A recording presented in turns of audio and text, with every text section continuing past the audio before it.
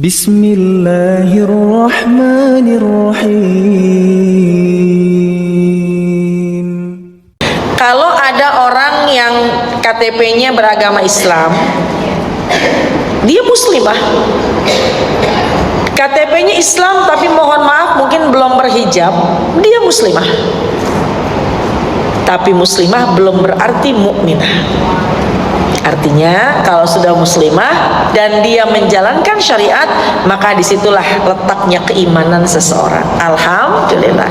Dan yang hadir di sini alhamdulillah sudahlah manusia Allah ciptakan sebagai penciptaan terbaik. Kita sebagai perempuan, kita sebagai wanita, kita sebagai muslimah, dan kita sebagai mukminah. Alhamdulillah. Muslimah yang senang duduk di kajian itu mukminah. Muslimah yang bukan hanya sekedar beragama Islam tapi ingin mengejar surga. Saya yakin yang hadir di sini penasaran sama surga. Sampai gimana caranya sih supaya saya dapat surga? Saya datang nih ke kajian. Apalagi temanya wahai muslimah perjuangkanlah surgamu gitu ya. Maka apa nih yang harus kita korbankan? Kita harus perjuangkan dalam kehidupan ini untuk kita bisa mendapatkan surga. Surga mala ainun ra'at wala uzunun samiat wala khatar ala qalbi bashar. Surga itu nggak bisa tergambar. Kita mau menceritakan, ada orang menceritakan tentang surga, mala ainun ra'at, mata belum ada yang pernah memandangnya. Wala udhunun samiat, telinga kita belum pernah mendengarkan betul-betul gambaran surga. Ya, mala ainun ra'at wala uzunun samiat wala khatara ala qalbi bashar. Hati kita pun nggak bisa menggambarkan bagaimana indahnya surga. Nggak bisa menggambarkan indahnya surga. Kalau diceritakan ada sungai yang mengalir, kemudian banyak pohon-pohon yang buahnya ke bawah, sungainya mengalir dingin seperti salju, putih, lebih putih daripada susu, lebih manis daripada madu. Itu kita ngebayanginnya aja udah luar biasa. Tapi yang kita bayangkan nggak ada apa-apanya dibanding nanti kenyataan surga. Makanya keindahan itu harus kita perjuangkan. Ya, muslimah perjuangkanlah surgamu. Saya ingin memberikan 4 poin bagaimana cara kita memperjuangkan surga. Yang pertama, teman-teman semua jamaah sekalian, perjuangkanlah surga kita sebagai muslimah. Yang pertama adalah jadilah anak yang berbakti kepada kedua orang tua, karena orang tua jalur atau pintu surga. Perjuangkan bagaimana kita berbakti sama orang tua. Yang kedua, wahai muslimah, perjuangkanlah surgamu. Maksudnya bagaimana kita bisa mendapatkan surga dengan jalur kita menjadi ibu yang bisa mendidik anak-anak kita. Anak-anak ini bisa menjadi jalur surga kita, atau bahkan naudzubillah bisa menjadi jalur kebahayaan buat kita. Yang ketiga, wahai muslimah, perjuangkanlah surgamu, perjuangkanlah jalur surgamu, yaitu melalui jalur berbakti kepada suami. Suamimu adalah surgamu atau nerakamu. Yang terakhir, yang keempat, wahai muslimah, perjuangkanlah dirimu, perjuangkanlah surgamu untuk dirimu menjadi sebaik-baik hamba. Pertama, perjuangkan surga melalui kita sebagai anak berbakti kepada orang tua. Yang kedua, kita menjadi ibu yang terbaik, yang adil untuk anak-anak kita. Yang ketiga, kita berbakti kepada suami. Yang keempat, kita sebagai hambanya Allah. Itu caranya. Karena di masing-masing titik tadi, disitulah ada jalur surga. Maksudnya gimana? Perjuangkanlah surgamu wahai muslimah, karena orang tua adalah jalur menarik kita ke surga atau ke neraka. perjuangkanlah surgamu. Kita sebagai seorang ibu, ya, bagaimana cara mendidik kita? Karena cara mendidik kita bisa menarik kita ke surga atau bahkan menjerumuskan kita ke api neraka. Yang ketiga, perjuangkanlah surgamu. Maksudnya apa? Di suami, disitulah jalur surga kita atau neraka kita. Yang keempat, perjuangkanlah surga kita melalui cara bagaimana kita sebaik-baik hamba. Jamaah sekalian, tinggal kita pilih. Di keempat tadi tinggal ada sebuah pilihan, mau ke kanan atau mau ke kiri.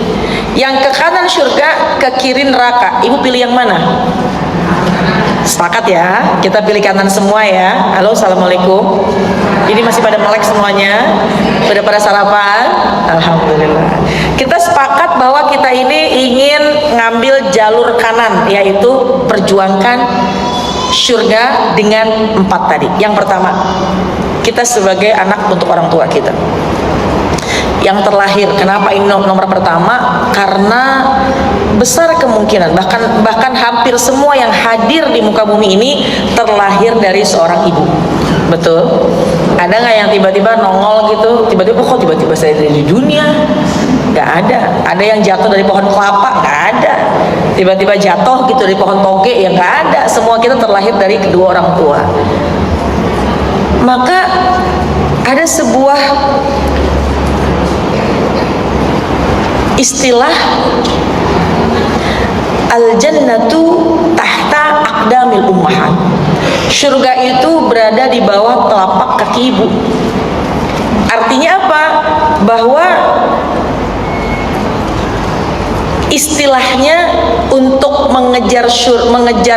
menyiapkan surga, tapi itu saya lupa, itu nomor 2 deh. Yang pertama, jamaah sekalian, orang tua. Maka Allah perintahkan kita, wa qadha rabbuka alla ta'budu illa iyyahu wa bil walidaini ihsana.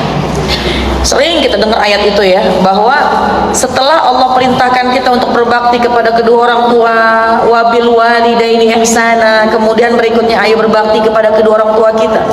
Ketika kita beribadah menyembah hanya kepada Allah, ayo kita menyembah hanya kepadanya. Maka yang perintah yang kedua, kepada orang tua berbuatlah yang baik. Bu, sama orang tua itu jalur surga kita atau jalur neraka kita. Bahkan ridullah fi ridul walidain, ridhonya Allah terletak pada ridhonya orang tua. Orang tua ridho aman, orang tua nggak ridho khawatirnya di dunia udah susah. Amalan-amalan semua dibalas nanti bu di hari akhirat, kecuali urusan sama orang tua. Semua amalan nih dibalasnya nanti di hari akhirat, kecuali urusan sama orang tua.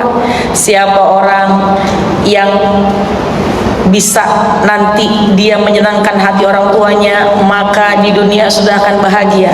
Lalu ketika dia sudah menyusahkan orang tuanya di dunia, maka di dunia pun dia sudah akan susah. Naudzubillah min dzalik. Ya.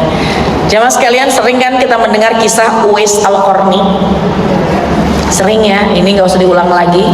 Karena Uwais Al-Qarni adalah manusia biasa, bukan ahli ibadah, tapi ketakwaannya, kecintaannya, kebaktiannya kepada orang tua istimewa. Dia nggak akan keluar rumah sampai memastikan ibunya tidak meminum susu. Banyak lagi, dia menggendong ibunya karena untuk perjalanan ibadah haji dan lain sebagainya. Jamaah sekalian, istimewa. Jadi tugas kita nih sekarang, kalau yang masih punya orang tua, jadilah kita anak yang birrul walidain. Kenapa? Karena ada 3 golongan manusia yang tertunda di depan pintu surga. Kata surga di depannya tuh ada tulisan, saya diharamkan bagi 3 golongan manusia. Kata surga. Surga itu mengharamkan, nggak boleh masuk 3 golongan manusia. Ya, ini saya terjemahkan saja. Yang pertama, qati'ur rahim, yang mutusin silaturahim, dia nggak boleh masuk surga. Ya. Kemudian yang kedua, asyirku billah, orang yang syirik menduakan Allah, dia nggak bisa masuk surga. Ada screamingnya depan pintu surga. Yang ketiga, uququl walidain, anak yang durhaka sama orang tua. Jadi pintu surga itu layaknya sebuah batasan. Kalau dia termasuk 3 golongan, maka dia tidak berkenan, maka dia tidak diperbolehkan masuk ke dalam surga. Yang pertama, yang mutusin silaturahim. Yang kedua, menduakan Allah atau musyrik, ya. Yang ketiga, anak yang durhaka kepada orang tua. Ini kalau ada orang yang masuk ke dalam 3 golongan ini, nggak bisa masuk secara otomatis.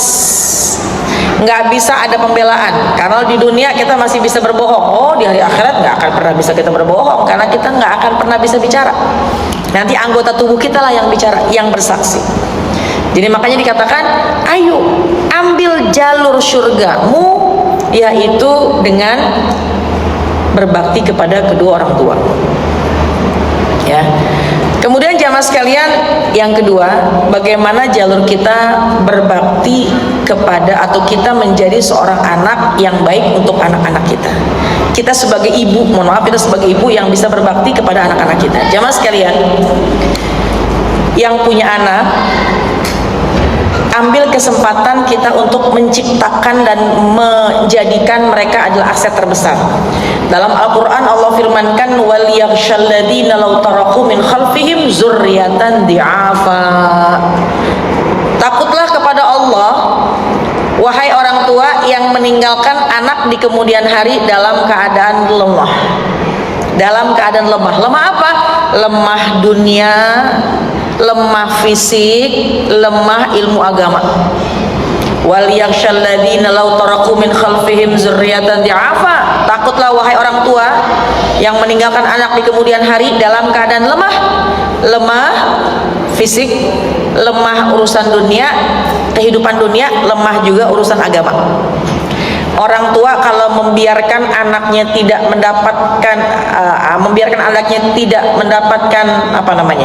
makanan yang sehat, yang bergizi, zolim dia sebagai orang tua. Makanya lemah di sini, lemah dari sisi fisik. Ibu kan paling seneng kalau ngasih makan anak, ya.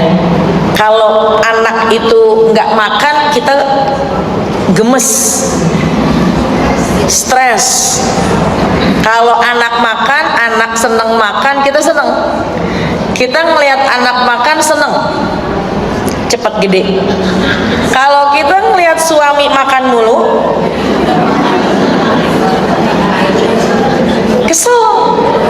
Ntar gulanya naik, ntar tensinya naik, yang dimakan ya Allah daging terus lagi, santan pula lagi, ya urusan makan, ya.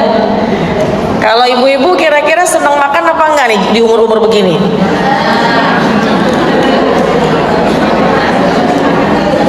Kayaknya makannya udah berkurang ya Bu, ya. Ya, kenapa? Karena ya yang namanya kolesterol, uratnya pada asam, darahnya pada manis, tensinya naik. Silahkan makan asal tidak berlebihan, sehat insya Allah.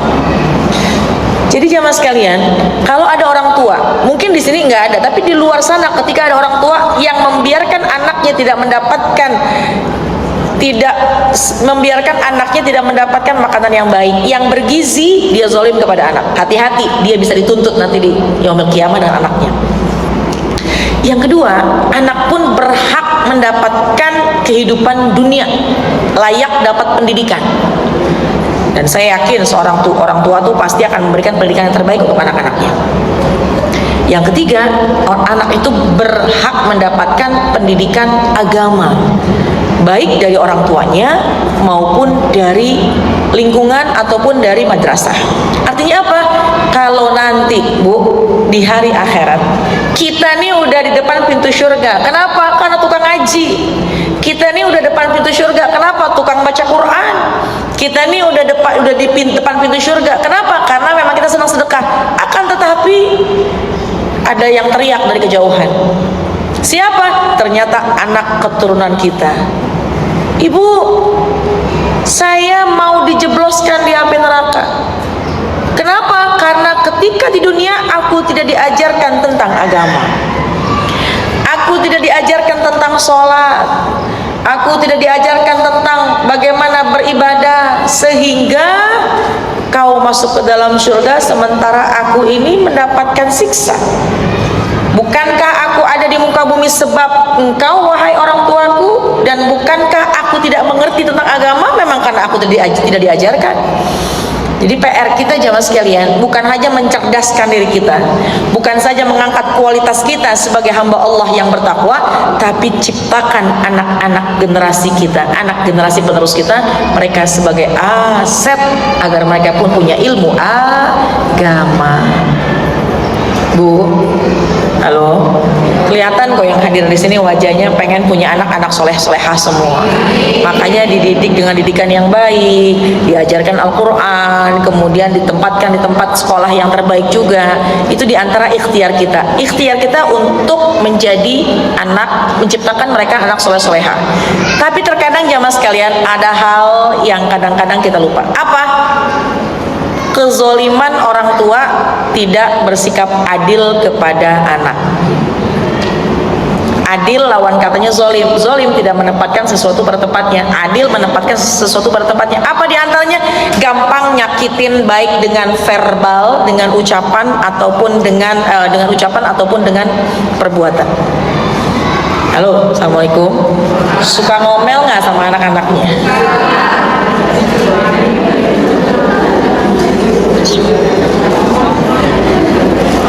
Kira-kira ngomelnya sehari berapa kali? Soalnya perempuan itu, mohon maaf, perempuan itu kayaknya kalau nggak ngomel sehari badannya agak meriang-meriang gitu. Kalau kuota bicaranya nggak dikeluarin kayaknya badannya pada sakit gitu ya. Karena memang perempuan itu jamaah sekalian, kuota bicaranya itu banyak. Bicaranya lebih banyak daripada kaum laki-laki. Kalau laki-laki tuh, saya pernah dengar dari Ibu Dr. Aisyah Dahlan, ucapan laki-laki itu sehari kurang lebih 7.000 kata saja. Ya, kalau perempuan 3 kali lipat. Berarti 21.000 kata. Makanya banyak istilah perempuan Oh, tapi tunggu dulu. Dalam Islam dianjurkan seorang suami mencari istri yang bawel. Kata ibu-ibu, yes, alhamdulillah. Tapi bawelnya untuk kebaikan. Suami maksiat, istri nggak diem aja. Istri pun harus memberikan masukan atau nasihat. Ya, ketika suaminya tinggal sholat, istrinya pun juga harus memotivasi. Suaminya melenceng dari jalur, kita sebagai istri menjalankan tugas kita untuk mengingatkan, gitu. Ya, kan ada sebuah istilah, di balik seorang laki-laki yang sukses, ada siapa di belakangnya? Pengen disebut kayaknya. Jangan sekalian itu. Jadi kalau memang kita normalnya setiap hari banyak ucapan, banyak lisan kita berucap, mengeluarkan kata, tapi keluarkanlah kalimat-kalimat thayyibah. Jangan yang keluar menyakiti anak-anak kita, jangan yang keluar membanding-bandingkan mereka. Itu namanya bully secara verbal, menyakiti secara verbal. Ya. Jangan juga melalui fisik, hati-hati. Udah kok saya sekolahkan di tempat yang terbaik, sudah kok saya ajarkan agama, sudah kok saya beri makanan-makanan yang terbaik, tapi tanpa disadari kita sering menyakiti hatinya. Itu sebuah kezaliman dalam keluarga.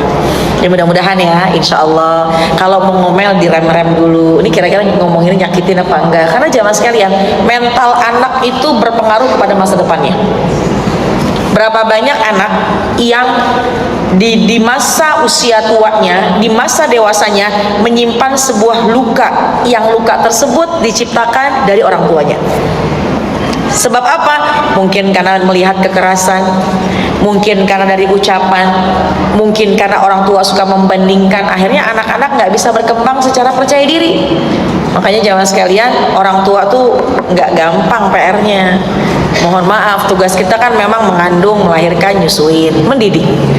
Udah mendidik, mabok lagi, ngandung lagi, ngelahirin lagi, nyusuin lagi, mendidik lagi. Ya, tugas kita panjang. Tapi jadikanlah jalan mendidik anak-anak adalah jalur surga buat kita. Kira-kira pertanyaan saya, ngedidik anak zaman dulu sama zaman sekarang susahan mana?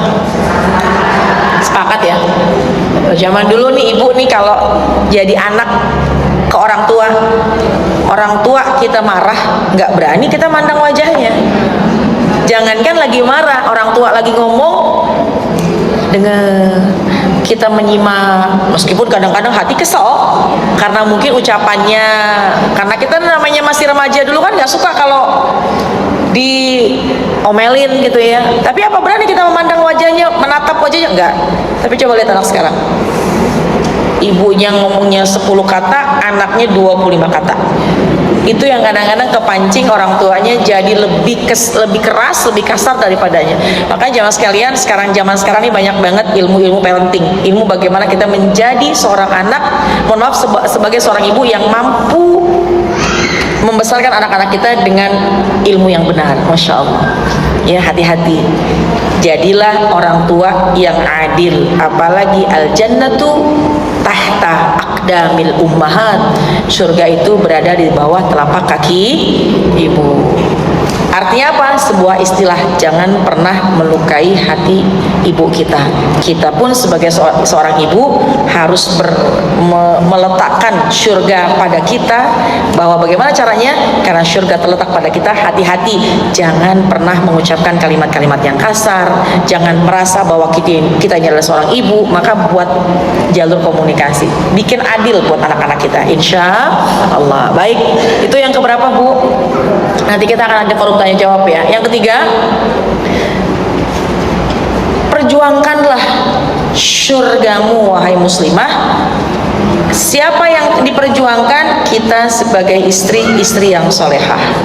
Sekali lagi, yang namanya perjuangan penuh pengorbanan. Seorang istri kalau pengen dapat surga, ayo berkorban supaya jadi istri yang pantas dapat surga. Jadi istrilah yang solehah. Istri mau masuk surga gampang, sholat 5 waktu, puasa Ramadan, menjaga kehormatan, taat kepada suami.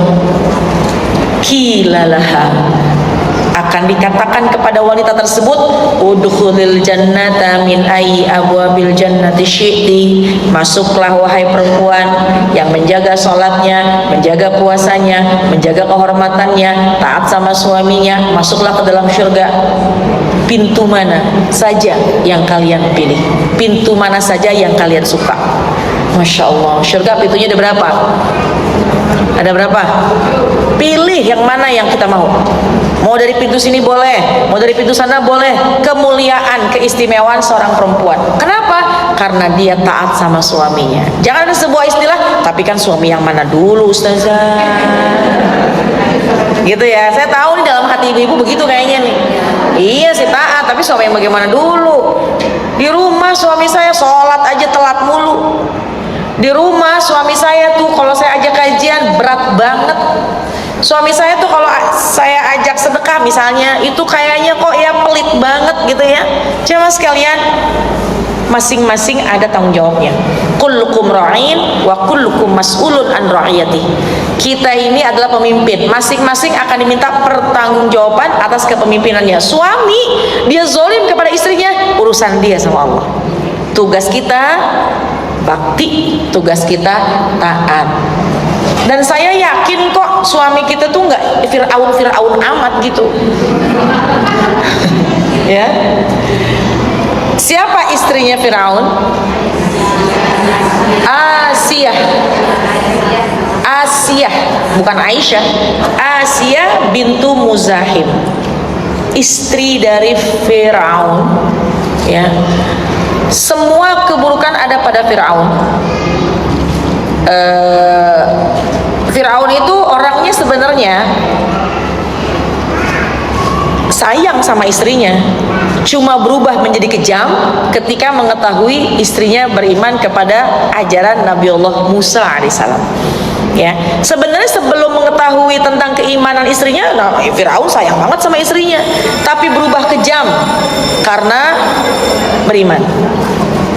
Apa kekejamannya? Jahat iya, sombong iya, apalagi pelit iya, semua di situ. Dan saya rasa yang ada di rumah nih, suami kita kayaknya gak gitu-gitu amat gitu. Palingnya cuma nyebelin aja kadang-kadang. Ya, kadang-kadang tuh kalau misalnya udah ngasih belanjaan bulanan, ada ujung belakangnya yang hemat-hemat ya. Udahlah kita minta sesuatu, kok belanja mulu sih, boros banget, paling begitu doang ya. Selama tidak kekerasan dalam rumah tangga, udah terima aja. Kenapa? Nah ini dia pintu surgaku. Makanya jamaah sekalian, mulai sekarang, mulai dari panggil suami dengan panggilan yang memastikan, mengingatkan kita dia surga. Apa? Nama di handphone suami. Ibu kan masing-masing nih nomor suami, namanya kan ada yang bapak, ayah, ya. Nulisnya jangan bapaknya anak-anak, tulis pintu surgaku.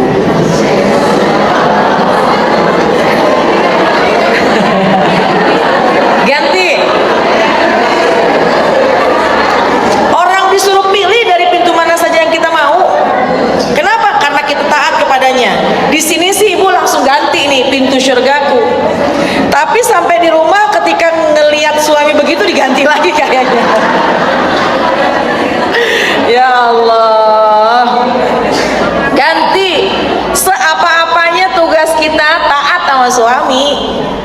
Meskipun kadang hati gejolak juga ya, tapi disitulah nilai ujian kita. Sampai rumah bilang juga sama suami, Pak, nih handphone saya sudah saya ganti dengan tulisan nomor handphone kamu, kau adalah pintu surgaku. Kau juga ganti dong, Papa juga ganti. Misalnya, emang mau diganti apa? Kata suami kita, tulis dong, bidadari surgamu. Ya, sepakat? Nggak tahu ya Ustazah ya, kayaknya masih males nih gantinya nih. Ya Allah, tanpa disadari ya, Masya Allah. Jadi nanti saya akan bahas di ujung tentang pengorbanannya, bahwa seorang istri kalau saja menjadikan suami itu tempat dia untuk menuju surga, maka luar biasa. Di dunia tempat sementara, nanti kelak abadi di hari akhirat. Jadi kalau kita menemukan sesuatu yang memang tidak sesuai keinginan kita, yang tidak sepaham dengan kita, maka terkadang itu jadi ujian kita. Bismillah, jalankan semua dengan penuh sukacita. Insya Allah Allah akan mudahkan kita masuk ke dalam surga. Yang terakhir, yang keempat, nanti setelahnya saya akan gabungkan di antara keempatnya apa yang harus kita lakukan. Yang keempat, jadilah kita ini, atau perjuangkanlah surga, wahai muslimah, kita sebagai hamba Allah. Maksudnya bagaimana? Perjuangkanlah surga kita dengan jalur takwa. Dengan jalur takwa dan beriman kepada Allah. Takwa dan iman. Takwa di mana letaknya? Hahuna, kata Nabi, di sini nih, di hati. Bicara takwa, menjalankan perintah Allah, menjauhkan larangan Allah. Dan semua ketakwaan dilandasi dengan sebuah keimanan. Jadi, udahlah kita menjadi ibu yang baik untuk anak-anak kita. Kita bisa berbakti kepada kedua orang tua kita. Kita belajar untuk kita menjadi istri yang baik untuk pasangan kita. Tapi kalau yang terakhir ini tidak bisa kita dapati, maka khawatir tertunda surga buat kita, yaitu iman dan takwa. Kesimpulannya jamaah sekalian, iman dan takwa hanya terbagi dua. Al-imanu nisfani, fanisfun fi syukri wa nisfun fi sobri. Iman itu terbagi dua, satunya syukur, satunya sabar. Jadi kalau sekira kita menjalankan peran kita sebagai hambanya Allah, rasa syukurnya banyak, sabarnya juga banyak, maka disitulah kelak nanti surga akan dekat dengan kita. Jamaah sekalian, untuk melakukan bakti sama orang tua, bakti sama suami, jadi orang tua itu nggak ringan. Kenapa nggak ringan? Karena perlu diperjuangkan. Allah ingin melihat bagaimana sesungguh-sungguhnya perjuangan kita, sesungguh-sungguhnya bagaimana ikhtiar kita untuk mendapatkan surga. Surga itu gratis tapi harus diperjuangkan. Udah tahu kok jalurnya, udah ada jalurnya, udah ada caranya. Cuma terkadang maukah kita menjalankan dengan kesabaran, dan maukah kita menjalankan dengan penuh rasa syukur. Jadi yang keempat, syukur dan sabar kita menjalani kehidupan kita. Ya. Jadi jamaah sekalian, saya mau tanya, kira-kira kalau jadi seorang anak berbakti sama orang tua, apakah semuanya selalu indah dan lancar-lancar saja? Enggak. Ada orang tua yang kadang-kadang suka nyebelin anaknya. Orang tua yang semakin usia, ada orang tua yang semakin lanjut usia, pikunnya udah, makannya berantakan, jalannya lambat. Itu terkadang menjadi ujian bagi seorang anak. Tapi ambil kesempatan, itulah surgaku. Apakah ketika kita didik anak-anak kita lancar-lancar aja? Enggak. Untuk menjadikan anak yang sukses, soleh-soleha, perlu darah dan air mata. Oh, kayak judul film. Perlu penuh dengan pengorbanan, kadang-kadang ada air matanya, bahkan sampai luka di hati. Tapi jalankan peran kita sebagai seorang ibu aja. Lelah gedein anak kadang-kadang dengan ujiannya. Makanya jangan lupa angkat tangan berdoa kita kepada Allah. Rabbi habli minas sholihin, Rabbi ja'alni muqimas shalah wa min dzurriyyati, Rabbana wa taqabbal du'a. Apa aja kita ucapkan untuk kebaikan anak-anak kita. Ketika kita menjadi seorang istri, pengen bakti sama suami, emang lancar, emang gampang? Enggak. Pasti banyak ujiannya, apalagi zaman sekarang. Jangan sekalian, ya Allah, yang namanya fitnah bagi seorang pria maupun wanita, yang namanya media sosial. Mereka terlalu asik dengan media sosialnya, ya. Media sosial atau handphone itu ada sebuah istilah, mendekatkan yang jauh, menjauhkan yang dekat. Mendekatkan yang jauh, menjauhkan yang dekat. Istri dekat, seolah-olah berjauhan. Di luar sana ada yang jauh, tapi seolah-olah berdekatan. Nah, itu kadang-kadang ujian tuh buat kita. Lu gimana tuh? Ayo kita bahas. Ayo kita jalankan peran kita sebagai seorang istri yang tetap bisa merubah kemungkaran menjadi kebaikan, dan tentu semuanya harus ada perjuangan dan pengorbanan. Lalu yang keempat, menjadi seorang hamba Allah yang bertakwa, pingin ibadah, datang ke sini. Pertanyaan saya, ada usaha apa enggak? Ada keringat apa enggak? Ada ongkos apa enggak? Kakinya pegel apa enggak? Saya liatin bongkar pasang dari tadi. Kalau enggak karena takwa, enggak nyaman di sini. Tapi karena ketakwaan, ingin menambah kebaikan, mengerjakan apa yang Allah perintah, meninggalkan apa yang Allah larang, maka kita jalankan semua dengan sabar dan syukur. Kalau dilandaskan 4 hal tadi dengan sabar syukur, insya Allah iman kita sempurna, maka kelak jalur menuju surga semakin dekat. Amin ya rabbal. Nah, jadi jamaah sekalian, silahkan ambil peranan masing-masing. Oh, sebagai anak orang tua masih ada, berbaktilah. Yang masih ada senengin, yang udah meninggal dunia kirimin doa. Oh, kita kebetulan memang anak-anak kita masih ada, perlu pendidikan, perlu bimbingan kita. Jalankan peran kita sebagai orang tua yang adil. Nanti kita butuh mereka. Ketika kita sudah meninggal dunia, mereka angkat tangan, Rabbighfirli wali walidayya warhamhuma. Doa itu yang akan membawa kita ke dalam surga. Sebab apa? Perjuangan air mata beberapa tahun lalu mendidik mereka menjadi anak soleh-solehah. Jadi air mata dulu, perjuangan dulu. Ketika mereka sudah soleh-solehah, mereka angkat tangan, jalur surga kita dekat. Ketika kita misalnya menjadi seorang istri, berjuang dulu supaya apa? Bukankah memang dijanjikan istri taat selama tidak maksiat, ya? Istri wajib taat kepada suami.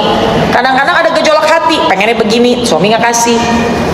Tapi kita sabarin, kita taatin. Kenapa? Karena memang kewajiban kita taat sama suami. Nanti jalurnya, nanti surga akan terbuka pintu lebar buat kita.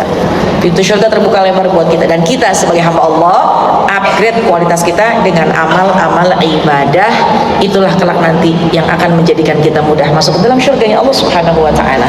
Amin ya rabbal selimuti atau landasi kewajiban kita, tugas kita, peranan kita dengan landasan iman, yaitu sabar dan syukur. Baik, wallahu a'lam bishawab. Baik, jamaah sekalian, 10:10, 10:11, mungkin masih ada waktu sekitar 15 menit lebih ya.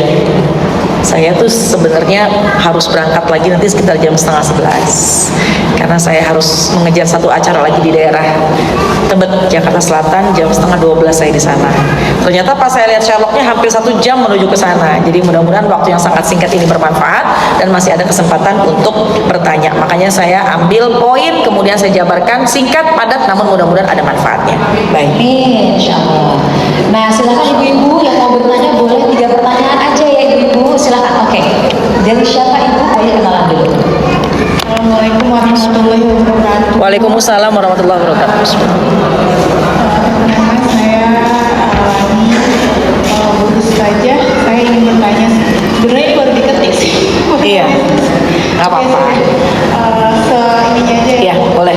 Jadi gini, fenomena sekarang kan banyak sekali mertua dan menantu tidak akur ya Bu. Iya. Sedangkan kita di sini tuh sebagai istri mau menuju surga dan berbakti kepada dua-duanya ya. Iya. Nah, pertanyaan saya itu kita didahulukan mana dulu, orang tua atau suami dulu? Itu ya Bu. Iya. Itu untuk pertanyaan saya pertama. Dan untuk pertanyaan yang kedua, generasi sekarang kan beda dengan generasi zaman dulu ya Bu dalam mendidik anak. Iya.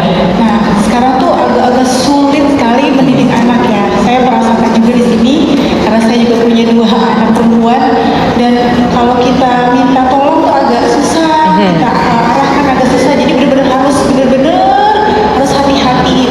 Di sini kan saya sebagai ibu bukan sebagai ibu Nikita Willy ya Bu. Iya. Lagi viral itu kayaknya ya. Setiap hari itu pasti ada aja ya Bu. Iya. Karena kan memang anak generasi sekarang tuh sangat kritis ya. Iya. Nah, pertanyaan saya, apakah anak kita itu menggambarkan kesalahan kita dahulu kepada orang tua kita, jadi sehingga kita diuji dengan anak-anak kita saat ini. Jadi saya banyak istighfar.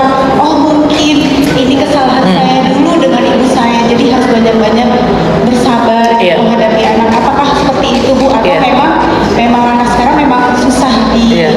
diarahkan ya Bu ya? Ya mungkin 2 poin itu saja Iya. Bu Ustazah Nada. Iya. Sebelumnya saya terima kasih banyak sudah Iya. dipersilakan. Wassalamualaikum warahmatullahi wabarakatuh. Waalaikumsalam warahmatullahi wabarakatuh. Baik, Ibu. Iya, Ibu Rani. Baik.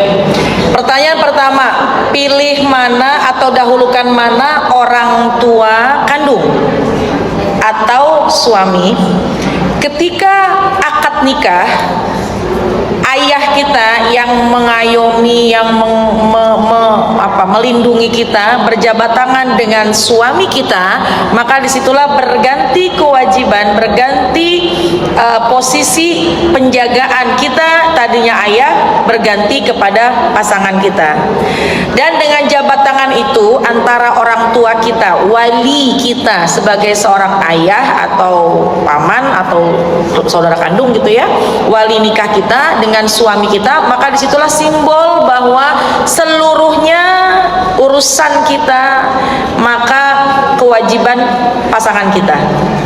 Oleh karena itu kita patuh, kita wajib taat kepadanya, pun suami harus memperhatikan kita. Kita ketika sudah menikah, maka kita milik suami kita. Ada yang bilang kan milik Allah, iya semua milik Allah. Enggak, saya nggak menomorduakan Allah, maksudnya Allah segala-galanya. Cuma dalam sisi sosial kita ini adalah milik suami kita. Maka ketika sudah menikah, yang menjadi prioritas adalah suami kita. Sering kita mendengar kisah ketika ada seorang istri yang berbakti kepada kedua orang tuanya, ya, berbakti kepada kedua orang tuanya menjadikan ibunya masuk ke dalam surga. Meskipun ibunya dalam keadaan sakit meninggal dunia, tapi seorang istri menjalankan pesan dari suaminya, jangan kau keluar rumah sebab aku belum pulang, sebab aku masih di luar, jangan keluar rumah. Sebab menjalankan pesan dari suaminya, sehingga seorang ibu bisa masuk ke dalam surga. Kenapa? Mampu mendidik anak perempuannya jadi istri yang solehah. Kitanya dapat solehah, kitanya dapat surga, ibu kita pun ke bawah surga, ibu kita pun mendapat kebaikan. Jadi pertama adalah dengan kita berbakti sama suami, mudah-mudahan suami ridho, kita dapat surga. Kita berbakti sama orang tua, kita berbakti kepada suami, membuktikan orang tua kita berhasil mendidik kita menjadi istri yang solehah. Ya, akan tetapi jamaah sekalian, kalau bicara tentang hukum sosial, seorang suami yang baik, yang bijaksana tidak akan membiarkan istrinya jauh dari orang tuanya. Ya, ini saya sampaikan lagi satu kalimat, seorang suami yang baik, seorang suami yang bijaksana tidak akan membiarkan istrinya jauh dari kedua orang tuanya. Jadi kalau ada seorang istri yang izin sama suaminya, Pak, izin saya mau pulang kampung, saya kangen sama ibu, suami yang baik tidak akan melarang itu. Bahkan ketika orang tua dari seorang istri sedang sakit, suami yang baik, suami yang bijak akan memberikan waktu kepada istrinya, berbaktilah untuk ibumu. Aku ridho, suami dapat, orang tua juga dapat. Karena biar bagaimanapun jamaah sekalian, ini saya juga live di TikTok, di media sosial, teman-teman juga ada yang live di sini, juga ada yang live ya. Mungkin ada yang menyimak dari kaum pria, bahwa jamaah sekalian ketahuilah, khususnya kaum pria, kalau ada yang mau ibumu rekam juga boleh, tinggal di share di grup keluarga, khususnya WA suami. Ketahuilah wahai para lelaki, ketahuilah wahai para suami, sesungguhnya hati seorang perempuan, hati seorang istri sangat terluka ketika dia dijauhkan dari orang tuanya. Seorang perempuan, seorang istri, istrimu akan terluka ketika dia dibatasi untuk bersenang-senang, berbahagia dengan kedua orang tuanya. Maka jangan pernah, meskipun memang kau wahai suami adalah penentu kebijakan dalam keluarga, dalam rumah tangga, tapi tolong pahamilah istrimu, bagaimanapun istrimu ingin bersama dan ingin mengabdi untuk orang tuanya. Seorang suami yang baik, seorang suami yang bijaksana tidak akan melarang istrinya untuk berbakti dan menghabiskan waktu bersama dengan orang tuanya. Jadi kita tetap prioritas kita adalah suami. Ya, mudah-mudahan suami kita soleh, mengerti, sehingga ya udah, ada waktu, ada kalanya untukku, tapi juga perhatikan. Apalagi kalau sama-sama berbakti, kita berbakti sama ibu dan mertua, suaminya pun juga, suami kita berbakti kepada orang tuanya dan kepada mertua kita. Masya Allah ya. Jadi lalu bagaimana dengan mertua? Jamaah sekalian, mertua memang orang tua kita, tapi bagaimanapun pasti tidak bisa menempatkan posisi orang tua kita di hati. Tapi tetap kewajiban kita berbakti kepada mertua. Karena kadang-kadang jamaah sekalian, masalah mertua sama mantu nggak pernah selesai. Permasalahan antara mertua perempuan dengan menantu perempuan nggak pernah tuntas. Ada yang begitu, mertuanya kepoan, mantunya nggak ngertian, bukannya jadi damai, jadi berselisihan. Ya, jadi orang tua atau mertua turunin egonya, seorang mantu pun naikin standarnya. Apa maksudnya? Seorang mertua turunin ego, jangan kau harapkan mantumu itu seperti apa yang kau inginkan, karena dia dibesarkan dari orang tua, dia dibesarkan dengan orang tuanya dengan cara yang berbeda. Pelan-pelan. Ketika misalnya kau punya mantunya nggak bisa masak, jangan sering diomelin. Mental mantu harus dijaga. Ini adalah sebuah ungkapan dari seorang menantu untuk mertuanya. Kalau misalnya mantumu nggak bisa masak, mungkin nyapunya nggak begitu bersih, ajarin. Jangan dikit-dikit diomelin, akhirnya mantu ketakutan sama mertuanya. Wahai menantu, tolong jangan juga kau menganggap bahwa mertuamu itu adalah istimewa. Maksudnya gini, jangan kau menganggap bahwa mertuamu itu adalah orang yang memahami dirimu. Namanya orang tua pengen, namanya mertua pengen punya mantu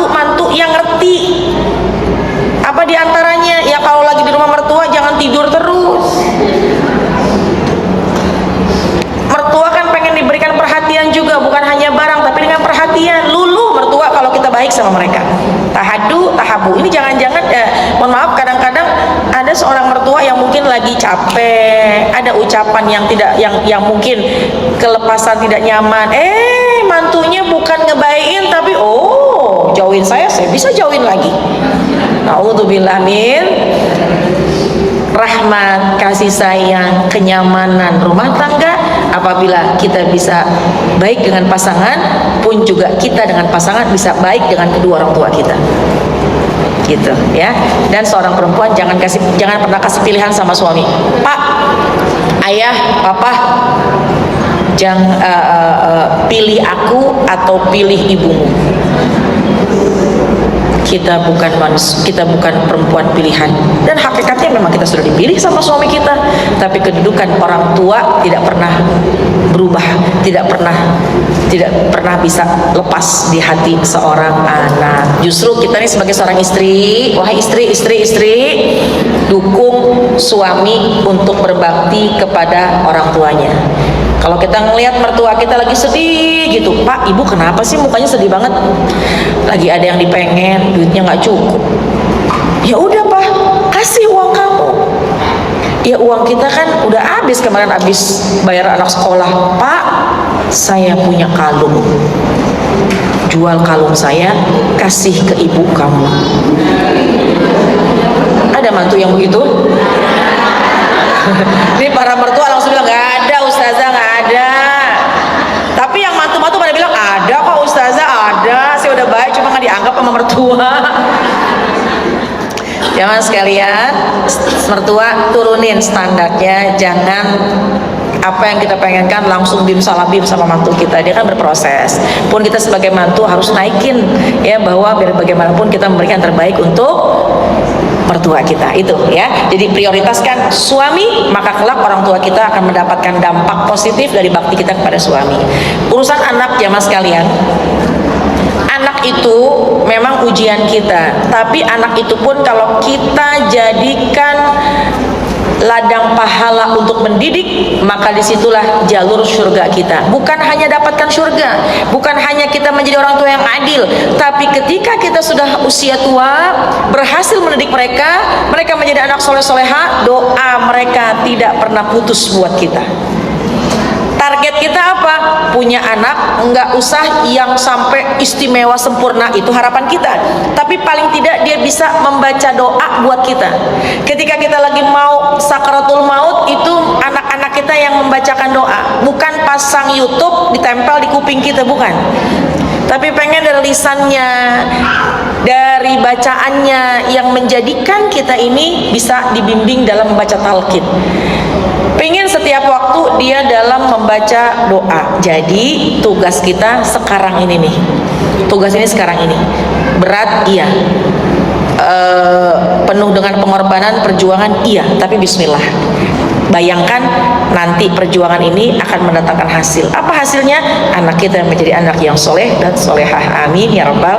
Caranya bagaimana? Satu, kita sebagai ibu jangan pernah lelah untuk memberikan materi, memberikan pemahaman, memberikan ilmu secara teori. Nak, sholat. Nak, tutup aurat. Nak, jangan bergaul sama orang-orang yang nggak baik. Jangan pernah putus. Ku anfusakum wa ahlikum naro. Jaga dirimu, jaga keluargamu dari api neraka. Ingat, kalau kita tidak mengajak kepada kebaikan, takutnya nanti kita dituntut. Aku nggak pernah diajarkan agama oleh orang tuaku. Maka sebisa mungkin sampaikan teori tentang agama, sampaikan teori tentang kebaikan-kebaikan. Yang kedua, bukan hanya teori, prakteknya kita yang mencontohkan. Ya, beda anak, beda karakter. Ada yang gampang ngerti cepet, ada yang susah. Oleh karena itu kita harus memberikan contoh. Yang ketiga, perhatikan dengan siapa mereka bergaul. Dengan siapa mereka bergaul, karena pergaulan amat sangat berpengaruh. Dulu mereka diam di kamar seharian aman, sekarang mereka diam di kamar kita yang deg-degan. Apa yang mereka pandang, apa yang mereka lihat, handphone sudah menjadi temannya.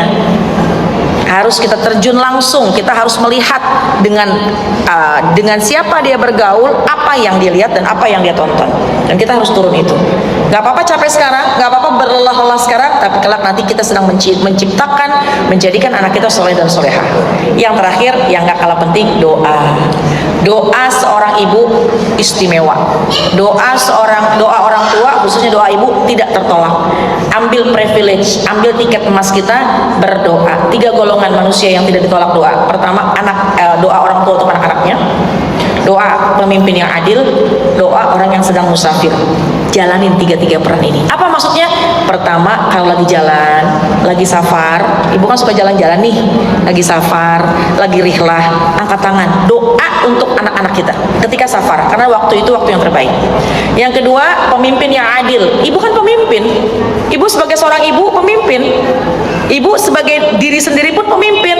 Jadilah kita pemimpin yang adil. Maksudnya apa? Jangan zolim, jangan banyak dosa, karena kalau banyak dosa, doa kita tertolak. Tapi kalau kita menjadikan diri kita adil, ya dosa sih yang kadang-kadang nempel aja gitu ya, tapi kita bisa tiap hari baca istighfar, kemudian dari sholat, as-sholatu ila sholati mukaffiratun lima bainahuma idza jtunibatil kabair. Sholat yang pertama, sholat berikutnya sebagai penghapusan dosa kita.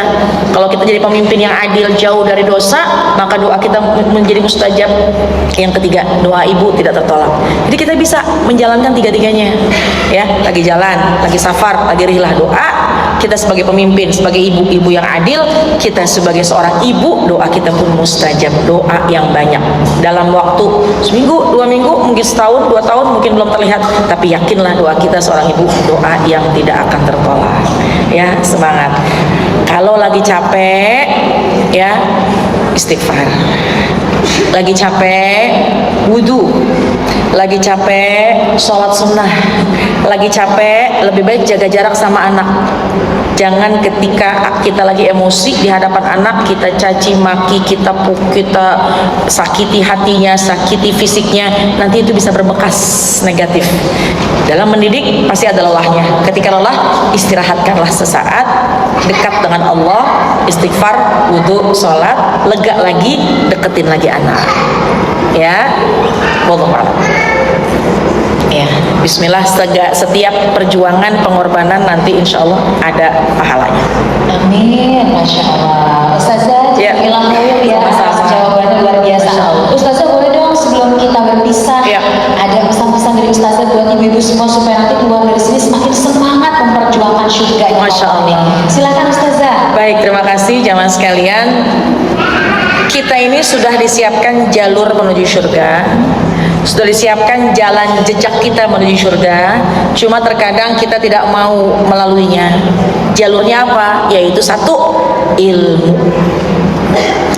Kita sudah disiapkan kok jalurnya, sudah ada jejak-jejaknya, sudah ada bimbingannya. Cuma terkadang kita tidak mau mampir dan tidak mau menggunakan itu sebagai jalur tol kita menuju surga, yaitu ilmu. Man salaka tariqan yaltamisu fihi ilman sahalallahu lahu bihi tariqan ilal jannah. Man salaka tariqan yaltamisu fihi ilman, siapa orang yang ringan langkahnya menuju ke taman surga, ke majelis ilmu, sahalallahu lahu bihi tariqan ilal jannah, Allah akan ringankan langkahnya, Allah akan ringankan dirinya masuk ke dalam surga.